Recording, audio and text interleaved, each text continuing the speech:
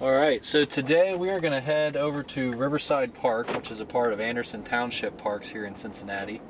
And we're going to show you what a 7-year-old field looks like that was installed with Envirofill. So we'll be turning in here just a minute and we'll show you the high traffic areas. We'll show you how to refill it on the off chance that you need to add a little bit more material. Show you how to check the infill depth.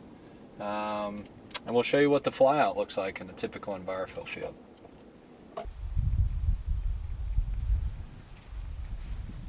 Alright, so here we are, we're at Riverside Park in Anderson Township, just outside of Cincinnati. And what we want to show you today is how a field infilled with Envirofill holds up to the test of time. So this particular system was installed in 2010, so it's about 7 years old now. Okay, so what you're going to want to check for are the high traffic areas. So that's going to be places like the lacrosse crease, the soccer goal mouth behind me, and then if you're a football playing school, it's going to be between the hash marks near the 50-yard line. So right now we're at the lacrosse crease and we're going to kneel down here and we're going to gauge the infill depth. So what you want to do is you want to place the infill depth on the ground, kind of give it a little jiggle, make sure it's right on top of the infill there. This little black thing is a screw, so you twist that loose and now that frees up the gauge to go down into the turf. So what I'm going to do is I'm going to slide the gauge down until it stops. I'm going to tighten it back up. As you can see, we should be right around an inch of infill depth, and that's perfect for this particular field. It's a 1 5/8 inch turf, slit film to be exact, that was installed with about 7/8 of an inch to an inch of infill on day one. So that's perfect. That tells us that the infill is right where it's supposed to be. First and foremost, one of the benefits of Envirofill is how heavy it is. So because of its bulk density, it's going to stay put. It's not going to float away. It's not going to blow away. You won't have any issues like that. The second thing it demonstrates is the importance of designing your turf spec the right way to ensure that you've got the right turf fiber to really help encapsulate and stabilize that infill. So this particular turf, as I mentioned, is 1 5/8. It's about 49 ounces, and what that does is it helps stabilizes the Envirofill so it's not shifty underfoot. Now we're going to head over to the sideline and take a look at the durability of the Envirofill product itself.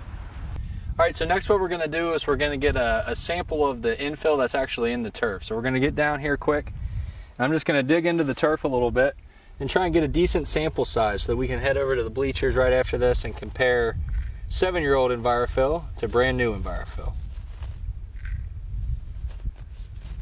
Now I've already dumped a good majority of that sample out onto the white piece of paper you're going to see down here.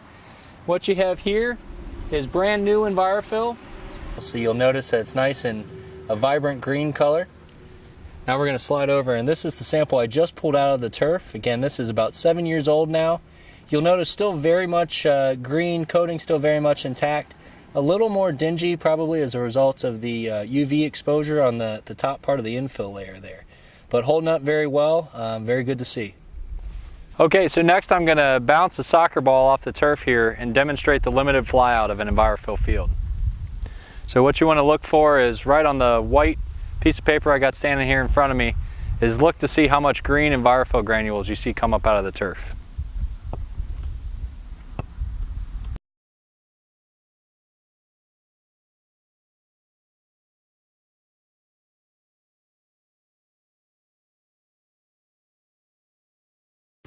So as you can tell, very little flyout comes from an Envirofill system.